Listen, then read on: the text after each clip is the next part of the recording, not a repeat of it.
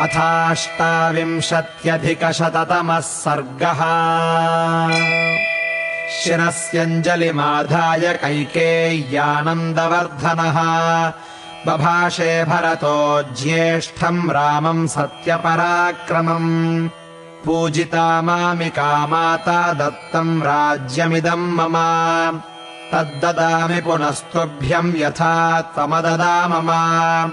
धुरमेकाकिनान्यस्ताम् वृषभेण बलीयसा, किशोरवद्गुरुम् भारम् न वोढुमहमुत्सहे। वारिवेगेन महता भिन्नः सेतुरिव क्षरन्, दुर्बन्धनमिदम् मन्ये राज्यच्छिद्रमसंवृतम्। गतिम् खर इवाश्वस्य हंसस्येव च वायसः, नान्वेतुमुत्सहे वीर तव मार्गमरिन्दम। यथा चारोपितो वृक्षो दातश्चान्तर्निवेशने, महानपि दुरारोहो महास्कन्धः प्रशाखवान्।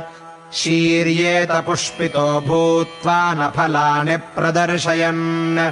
तस्य नानुभवेदर्थम् यस्य हेतोः सरोपितः। एषोपमा महाबाहो त्वमर्थम् वेत्तुमर्हसि, यद्यस्मान्मनुजेन्द्रत्वम् भर्ता भृत्यान्न शाधिः। जगदद्याभिषिक्तम् त्वामनुपश्यतु राघव, प्रतपन्तमिवादित्यम् मध्याह्ने दीप्ततेजसम्।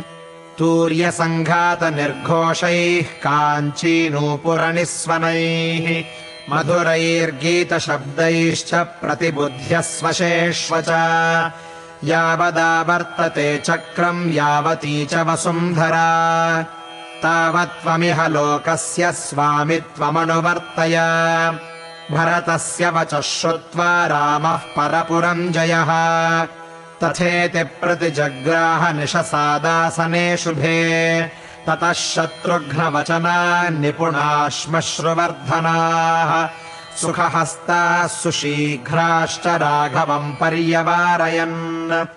पूर्वम् तु भरते स्नाते लक्ष्मणे च महाबले, सुग्रीवे वानरेन्द्रे च राक्षसेन्द्रे विभीषणे। विशोधितजटः स्नातश्चित्रमाल्यानुलेपनः, महार्हवसनोपेतस्तस्थौ तत्र श्रियाज्वलन्। प्रतिकर्म च रामस्य कारयामास वीर्यवान्, लक्ष्मणस्य च लक्ष्मीवानिक्ष्वाकुकुलवर्धनः। प्रतिकर्म च सीतायाः सर्वा दशरथस्त्रियः, आत्मनैव तदा चक्रुर्मनस्विन्यो मनोहरम्। ततो वानरपत्नीनाम् सर्वासामेव शोभनम्, चकार यत्रात् कौसल्या प्रहृष्टा पुत्रवत्सला। ततः शत्रुघ्नवचनात् सुमन्त्रो नाम सारथिः, योजयित्वाभिचक्राम रथम् सर्वाङ्गशोभनम्। अग्न्यर्कामलसङ्काशम् दिव्यम् दृष्ट्वा रथम् स्थितम्, आरुरोह महाबाहू रामः परपुरञ्जयः। सुग्रीवो हनुमांश्चैव महेन्द्रसदृशद्युती, स्नातौ दिव्यनिभैर्वस्त्रैर्जग्मतुः शुभकुण्डलौ। सर्वाभरणजुष्टाश्च ययुस्ताः शुभकुण्डलाः, सुग्रीवपत्न्यः सीता च द्रष्टुम् नगरमुत्सुकाः। अयोध्यायाम् च सचिवा राज्ञो दशरथस्य च, पुरोहितम् पुरस्कृत्य मन्त्रयामासुरर्थवत्। अशोको विजयश्चैव सिद्धार्थश्च समाहिताः, मन्त्रयन् रामवृद्ध्यर्थमृद्ध्यर्थम् नगरस्य च। सर्वमेवाभिषेकार्थम् जयार्हस्य महात्मनः, कर्तुमर्हथ रामस्य यद्यन्मङ्गलपूर्वकम्। इति ते मन्त्रिणः सर्वे सन्दिश्य च पुरोहितः, नगरान्निर्ययुस्तूर्णम् रामदर्शनबुद्धयः। हरियुक्तम् सहस्राक्षो रथमिन्द्र इवानघः, प्रययौ रथमास्थाय रामो नगरमुत्तमम्। जग्राह भरतो रश्मीन् शत्रुघ्नश्छत्रमाददे, लक्ष्मणो व्यजनन्तस्य मूर्ध्नि संवीजयंस्तदा श्वेतम् च बालव्यजनम् जगृहे परितस्थितः अपरम् चन्द्रसङ्काशम् राक्षसेन्द्रो विभीषणः ऋषिसङ्घैस्तदाकाशे देवैश्च समरुद्गणैः स्तूयमानस्य रामस्य शुश्रुवे मधुरध्वनिः ततः शत्रुञ्जयम् नाम कुञ्जरम् पर्वतोपमम् आरुरोह महातेजाः सुग्रीवः प्लवगर्षभः नवनागसहस्राणि ययुरास्थाय वानराः मानुषम् विग्रहम् कृत्वा सर्वाभरणभूषिताः शङ्खशब्दप्रणादैश्च दुन्दुभीनाम् च निस्वनैः प्रययौ पुरुषव्याघ्रस्ताम् पुरीम् हर्म्यमालिनीम् ददृशुस्ते समायान्तम् राघवम् सपुरःसरम् विराजमानम् वपुषा रथेनातिरथम् तदा ते वर्धयित्वा काकुत्स्थम् रामेण प्रतिनन्दिताः अनुजग्मुर्महात्मानम् भ्रातृभिः परिवारितम् अमात्यैर्ब्राह्मणैश्चैव तथा प्रकृतिभिर्वृतः श्रिया विरुरुचे रामो नक्षत्रैरिव चन्द्रमाः सपुरोगामिभिस्तूर्यैस्तालस्वस्तिकपाणिभिः प्रव्याहरद्भिर्मुदितैर्मङ्गलानि वृतो ययौ अक्षतम् जातरूपम् च गावः कन्याः सह द्विजाः नरामोदकहस्ताश्च रामस्य पुरतो ययुः सख्यम् च रामः सुग्रीवे प्रभावम् चानिलात्मजे वानराणाम् च तत्कर्म ह्याचचक्षेथ मन्त्रिणाम् श्रुत्वा च विस्मयम् जग्मुरयोध्यापुरवासिनः वानराणाम् च तत्कर्म राक्षसानाम् च तद्बलम् विभीषणस्य संयोगमाचचक्षेथ मन्त्रिणाम्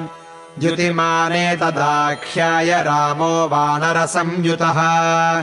हृष्टपुष्टजनाकीर्णामयोध्याम् प्रविवेशसः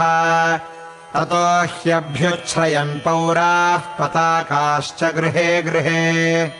ऐक्ष्वाकाध्युषितम् रम्यमाससादपितुर्गृहम् अथा ब्रवीद्राजपुत्रो भरतम् धर्मिणाम् वरम् अर्थोपहितया वाचा मधुरम् रघुनन्दनः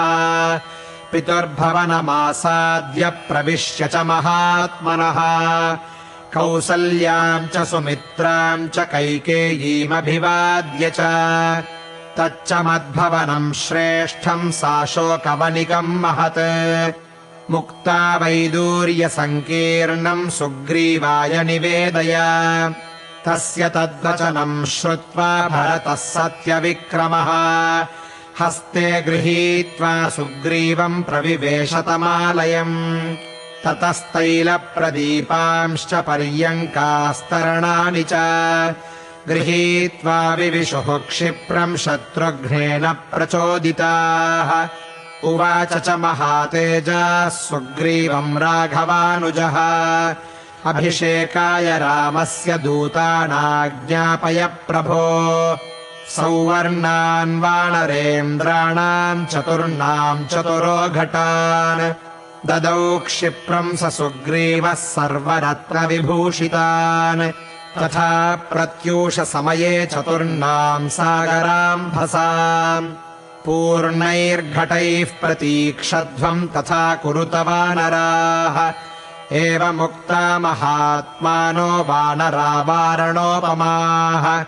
उत्पेतुर्गगनम् शीघ्रम् गरुडा इव शीघ्रगाः जाम्बवांश्च हनूमांश्च वेगदर्शी च वानरः वृषभश्चैव कलशाञ्जलपूर्णानथानयन् नदीशतानाम् पञ्चानाम् जलम् कुम्भैरुपाहरन् पूर्वात् समुद्रात् कलशम् जलपूर्णमथानयत् सुषेणः सत्त्वसम्पन्नः सर्वरत्नविभूषितम् वृषभो दक्षिणात् तूर्णम् समुद्राज्जलमानयत् रक्तचन्दनकर्पूरैः संवृतम् काञ्चनम् घटम् गवयः पश्चिमात्तोयमाजहारमहार्णवात् रत्नकुम्भेन महता शीतम् मारुतविक्रमः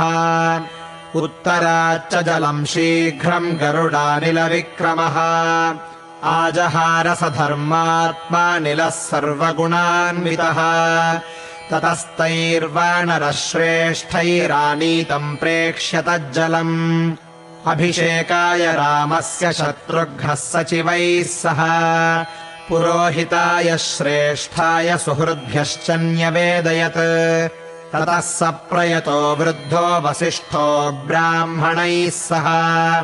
रामम् रत्नमये पीठे सह सीतम् न्यवेशयत्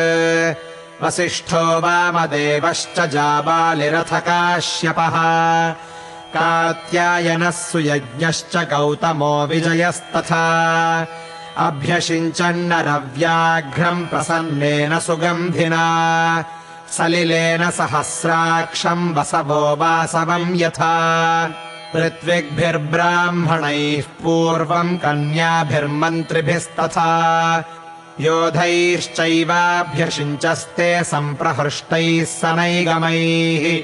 सर्वौषधिरसैश्चापि दैवतैर्नभसि स्थितैः चतुर्भिर्लोकपालैश्च सर्वैर्देवैश्च सङ्गतैः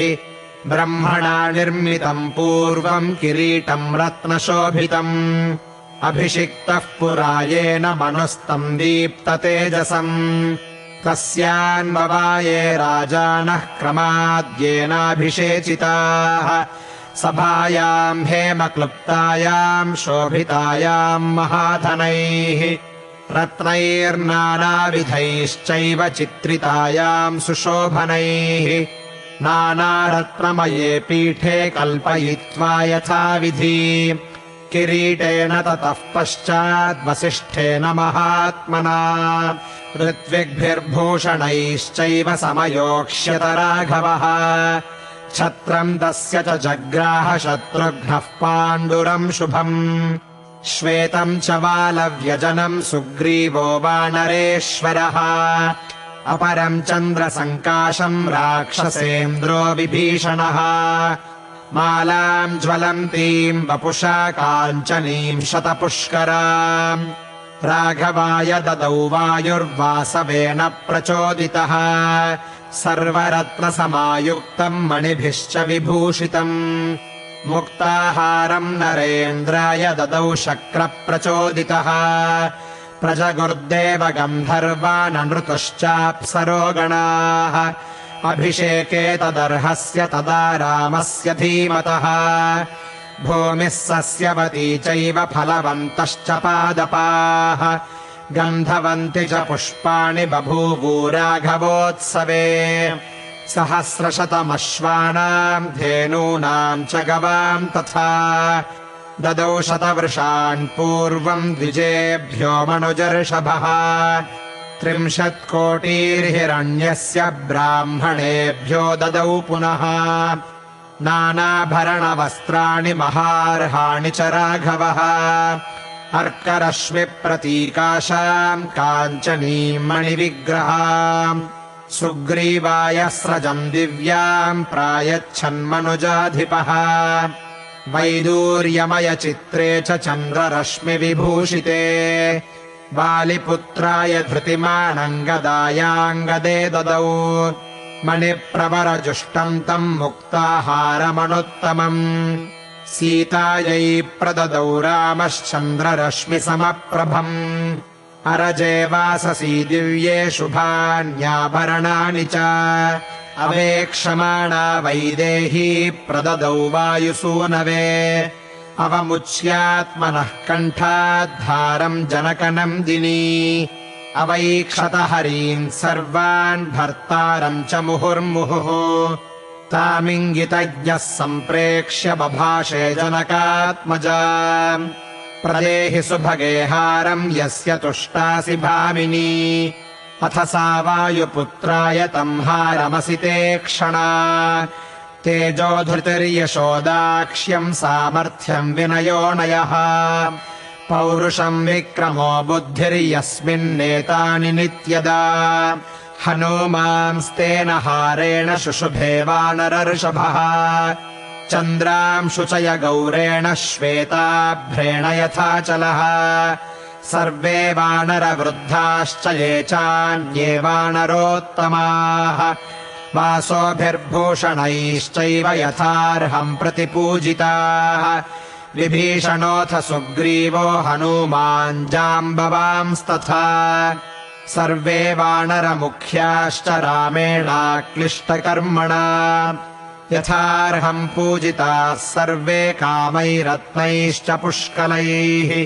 प्रहृष्टमनसः सर्वे जग्मुरेव यथागतम् ततो द्विविधमैन्दाभ्याम् नीलाय च परम् तपः सर्वान् कामगुणान् वीक्ष्य प्रददौ वसुधाधिपः दृष्ट्वा सर्वे महात्मानस्ततस्ते वानरर्षभाः विसृष्टाः पार्थिवेन्द्रेण किष्किन्धाम् समुपागमन् सुग्रीवो वानरः श्रेष्ठो दृष्ट्वा रामाभिषेचनम्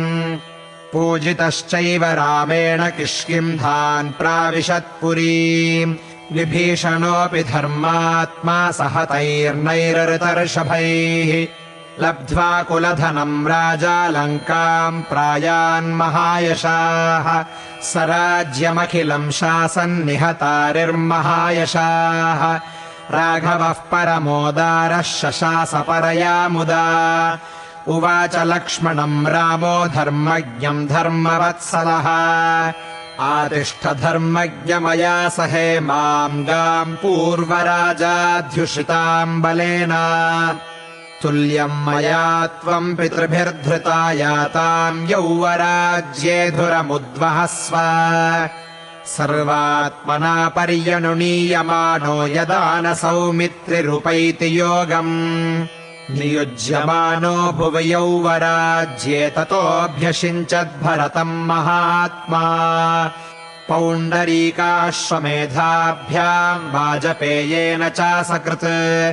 अन्यैश्च विविधैर्यज्ञैरयजत्पार्थिवात्मजः राज्यम् 10,000 प्राप्य वर्षाणि राघवः शताश्वमेधानाजह्रे सदश्वान् भूरि दक्षिणान् आजानुलम्बि बाहुः स महावक्षाः प्रतापवान् लक्ष्मणानुचरो रामः शशास पृथिवीमिमाम्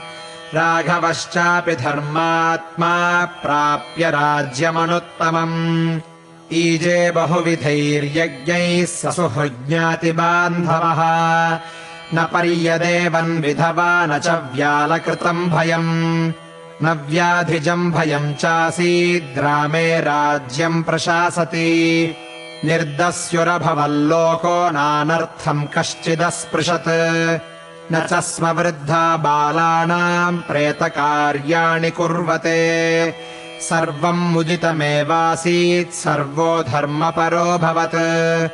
राममेवानुपश्यन्तो नाभ्यहिंसन् परस्परम् आसन् वर्षसहस्राणि तथा पुत्रसहस्रिणः निरामया विशोकाश्च रामे राज्यम् प्रशासति रामो रामो राम इति प्रजानामभवन् कथाः रामभूतम् जगदभूद्रामे राज्यम् प्रशासति नित्यमूला नित्यफलास्तरवस्तत्र पुष्पिताः कामवर्षी च पर्जन्यः सुखस्पर्शश्च मारुतः ब्राह्मणाः क्षत्रिया वैश्याः शूद्रा लोभविवर्जिताः स्वकर्मसु प्रवर्तन्ते तुष्टाः स्वैरेव कर्मभिः आसन् प्रजा धर्मपरा रामे शासति नानृताः सर्वे लक्षणसम्पन्नाः सर्वे धर्मपरायणाः 10 वर्षसहस्राणि 10 वर्षशतानि च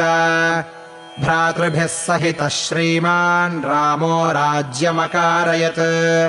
धर्म्यम् यशस्यमायुष्यम् राज्ञाम् च विजयावहम् आदिकाव्यमिदम् चार्षम् पुरा वाल्मीकिना कृतम् यः शृणोति सदा लोके नरः पापात् प्रमुच्यते पुत्रकामश्च पुत्रान् वै धनकामो धनानि च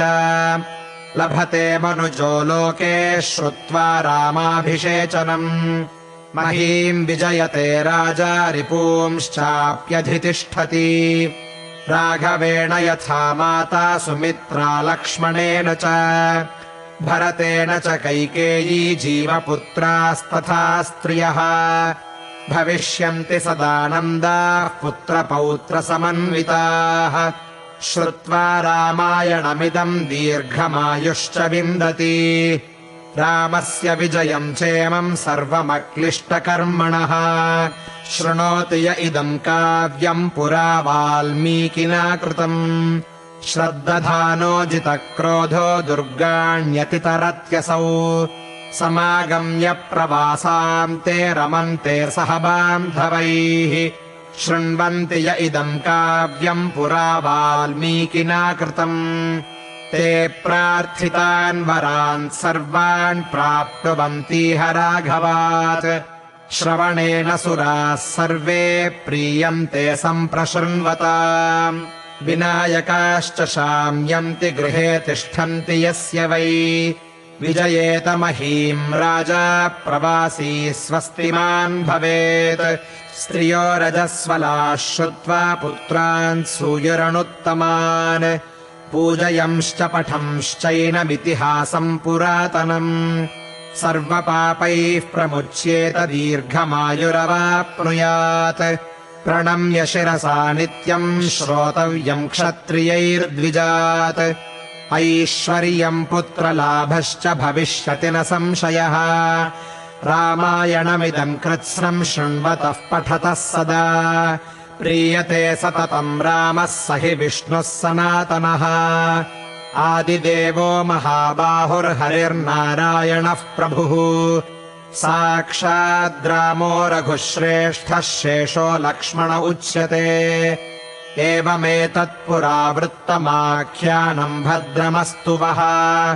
प्रव्याहरत विस्रब्धम् बलम् विष्णोः प्रवर्धताम् देवाश्च सर्वे तुष्यन्ति ग्रहणात् श्रवणात् तथा रामायणस्य श्रवणे तृप्यन्ति पितरः सदा भक्त्या रामस्य ये चेमाम् संहितामृषिणा कृताम् ये लिखन्तीह च नरास्तेषाम् वासस्त्रिविष्टपे कुटुम्बवृद्धिम् धनधान्यवृद्धिम् स्त्रियश्च मुख्याः सुखमुत्तमम् च श्रुत्वा शुभम् काव्यमिदम् महार्थम् प्राप्नोति सर्वाम् भुवि चार्थसिद्धिम् आयुष्यमारोग्यकरम् यशस्यम् सौभ्रातृकम् बुद्धिकरम् शुभम् च श्रोतव्यमेतन्नियमेन सद्भिराख्यानमोजस्करमृद्धिकामैः इत्यार्षे श्रीमद् रामायणे वाल्मीकीये आदिकाव्ये युद्धकाण्डे 28अधिकशततमः सर्गः युद्धकाण्डम् सम्पूर्णम्।